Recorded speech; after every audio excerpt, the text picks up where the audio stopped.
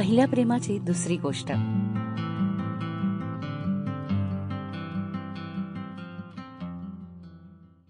कितीही ठरवलं तरी काही आठवणी विसरता येत नाहीत. किती वर्ष लोटली पण अजून काही व्रण तसेच आहेत. अनिशाच्या हातात असलेल्या डायरीचं रॅन्डम पान उघडून ती वाचत होती.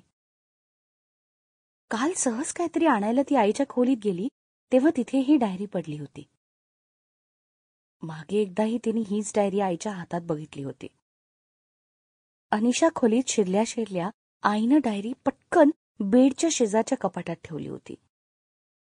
कुणाची डायरी आहे असं विचारल्यावर अनिशाला काहीतरी थातूर मातूर उत्तरं दिली होती. त्यामुळे त्यावेळी डायरी वरच पडलेली बघून अनिशाची उत्सुकता चाळवली. कुणाची असेल ही डायरी? आईच्या खोलीत काय? आईचीच तर नसेल ना? पण आई अशी लपून छपून डायरी का लिहील? एक ना अनेक प्रश्न तिला पडले होते. म्हणून अनिशानं आईला न सांगता डायरी गुपचूप स्वतःच्या खोलीत आणली होती. ते रॅन्डम पान बंद करत पहिल्यापासून डायरी वाचायची म्हणून अनिशानं पहिलं पान उघडलं आणि आईचा आवाज ऐकू आला. अगं अनिशा, झाले का ग खोली आवरून? किती वेळ लावतेस? आता डायरी वाचत बसलो तर खोली आवरायची राहून जाईल. आईचा ओरडा पडेल तो वेगळाच. असा विचार करत तिनं डायरी उशीखाली ठेवली.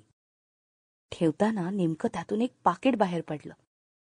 ते उघडून बघायची अनिशाला खूप इच्छा झाली होती. पण आता नको म्हणत तिनं स्वतःला आवरलं आणि खोली आवरायला घेतली.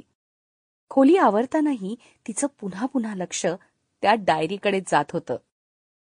त्या पाकिटात काय आहे हे बघण्याचा मोह तर होतच होता. हातातलं काम आटोपल्यावर डायरी बघायला म्हणून तिनं उशी उचलली आणि आईची हाक ऐकू आली.